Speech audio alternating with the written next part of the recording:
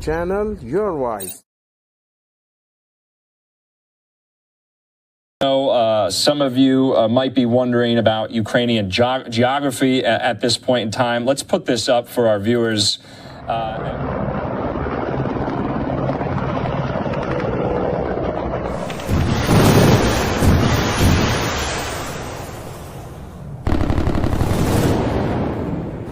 सामने नाज़रीन, मैं हूं Hussain Zia from Republic Voice. नाज़रीन, आज से हम अपना एक प्रोग्राम स्टार्ट करने जा रहे हैं जिसका नाम है आज का कराची हुसैन ज़िया के साथ। नाज़रीन, इस प्रोग्राम में हम मुख्तलिफ़ गेस्ट हमारे साथ होंगे और मुख्तलिफ़ टॉपिक्स के ऊपर हम ये बात करेंगे कि जो इस वक्त क्राइटेरिया इस वक्त कराची के अंदर चल रहा है या पाकिस्तान के अंदर कोई भी इशू आता है तो उस टॉपिक पे हमारे साथ सीनियर लोग मौजूद होंगे जो उसको ब्रीफ़ करेंगे कि ऐसा क्यों पेश आया।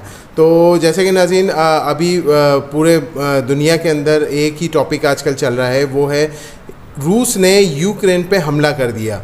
तो यूक्रेन पे हमला करने की वजूहात क्या थी और इसके पीछे क्या इशू हाईलाइट हुए जिसकी वजह से रूस ने जो है यूक्रेन पे हमला किया और वो इस वक्त कंट्री जो है ना तन्हा जो है वो इस चीज़ का मुकाबला कर रहा है। तो आज हमारे साथ मौजूद हैं मेजर रिटायर हारून रशीद साहब, जो कि इसके ऊपर जो है वो हमें बताएंगे कि आखिर के पाकिस्तान के अंदर भी इसका क्या इम्पेक्ट आएगा और हमारे लिए क्या प्रॉब्लम्स क्रिएट हो सकते हैं इस जंग में। क्या ये आलमी जंग के तौर पे हम इसको देख रहे हैं? तो ये सब बातें जो हैं मेजर हारून रशीद हमें बताएंगे। तो आइए नाज़रीन, चलते हैं मेजर हारून रशीद की तरफ। This is a short break. तो मेरा सवाल ये था कि रूस ने जो यूक्रेन पे हमला किया है, इसकी क्या वजूहात है sir? Thank you very much for inviting me and आपने मुझे इस काबिल समझा कि मैं इसके ऊपर कोई कमेंट्स कर सकूं।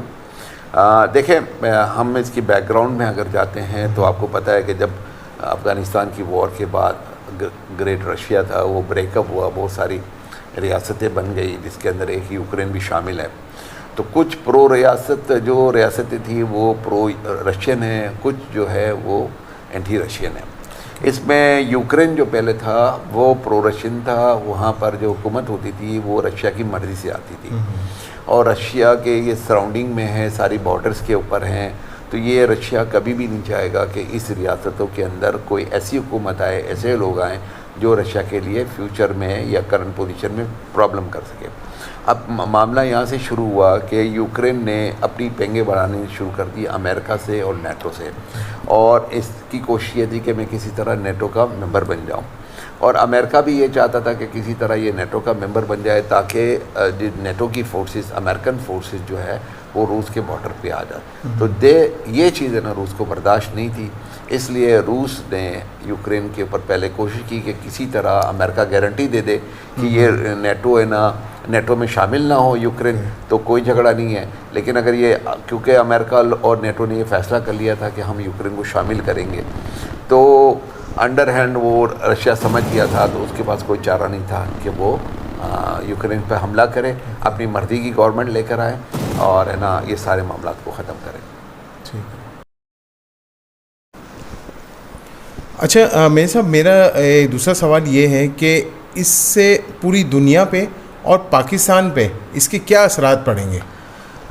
जी देखें, मैं आपको बताऊं कि आपको पता है कि रूस है ना ऑयल प्रोड्यूसर भी है, गैस का भी प्रोड्यूसर है, इसके अलावा एल्यूमिनियम, कॉपर एंड कोबाल्ट का भी है ना वो बहुत बड़ा प्रोड्यूसर है। तो 10% जो है ना ऑयल प्रोडक्शन है उसकी रशिया दुनिया की प्रोडक्शन कर रहा है। इस तरह गैस की प्रोडक्शन 11% प्रोडक्शन इसकी है और तकरीबन 50% प्रोडक्शन जो है ना इसकी गैस की जो जाती है वो यूरोपियन कंट्री को जाती है। तो आप कहते हैं कि इसका दुनिया में क्या असर पड़ेगा? तो जैसे ही यूक्रेन के ऊपर हमला हुआ है दुनिया की स्टॉक मार्केट क्रैश हो गई है, अमेरिका ने सैंक्शन लगा दिए और ऑयल और गैस की प्राइसेस बहुत ज़्यादा बढ़ गई है। अब इसके इम्पैक्ट क्या होंगे? देखिए, मैं आपको it's a part of the great game.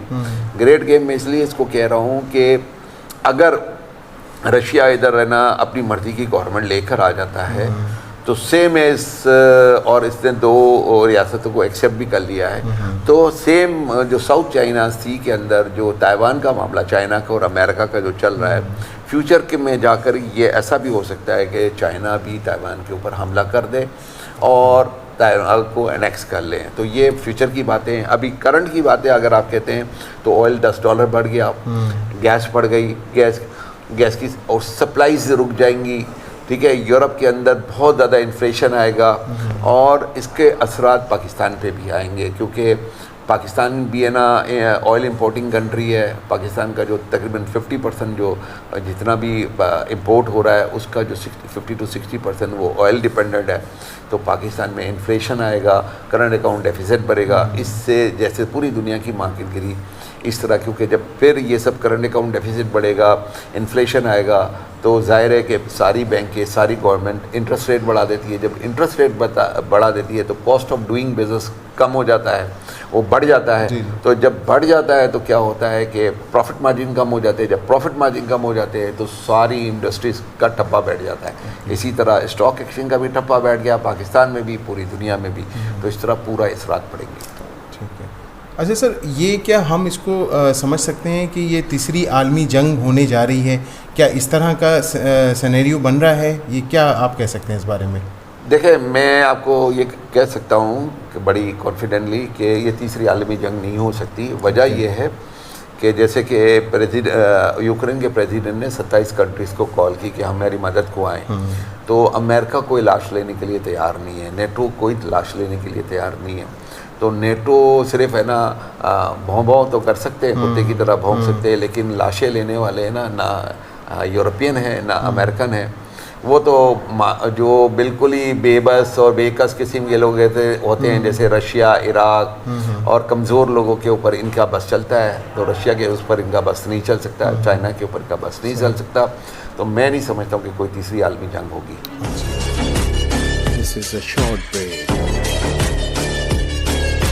अच्छा सर, पाकिस्तान की जो बिज़नेस इन्वायरमेंट है और स्पेशली प्रॉपर्टी, उसके ऊपर इसका क्या इम्पैक्ट पड़ सकता है? देखिए, जैसे कि आपको पता है कि द मोमेंट यूक्रेन के ऊपर रशिया ने हमला किया, पूरी दुनिया की स्टॉक मार्केट क्रैश हो गई। पाकिस्तान की मार्केट भी रिएक्ट की, 1300 पॉइंट डिक्रीज हुई। पाकिस्तानी स्टॉक मार्केट के अंदर वो पैसे होते हैं जो लोगों के एक्स्ट्रा पैसे होते हैं। आपके यहाँ पर अदर देन इंडस्ट्रीज़ अगर जो पैसे लगते हैं ना, वो स्टॉक मार्केट में लगते हैं, करेंसी में लगते हैं और है ना प्रॉपर्टीज़ में लगते हैं। तो जो स्टॉक मार्केट से जो कमाया जाता है वो प्रॉपर्टी में लगाया जाता है। पाकिस्तान में प्रॉपर्टी जो स्टॉक मार्केट वो ऑलरेडी डाउन जा रही थी, उसका पी 4-4.5 पी के ऊपर था, वो फर्दर डाउन हो गया।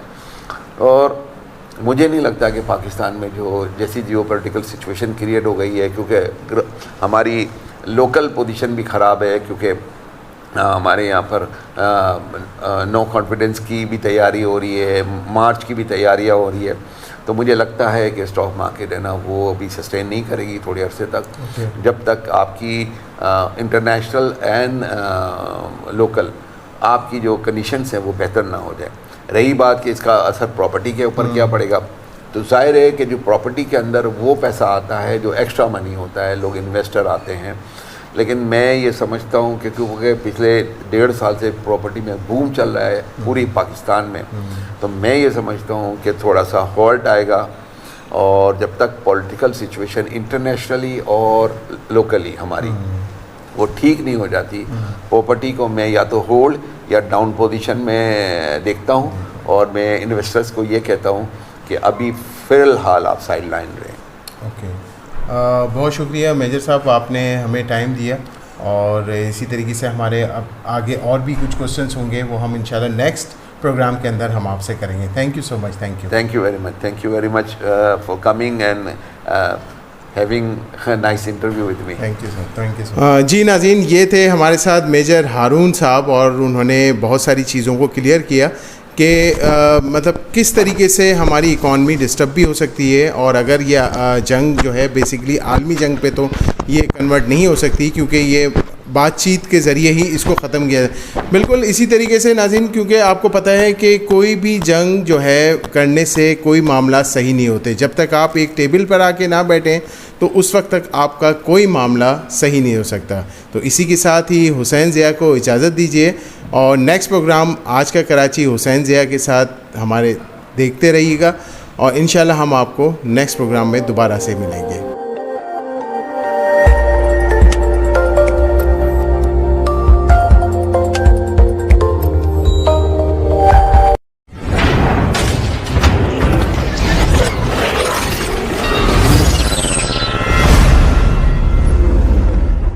Your channel, your voice.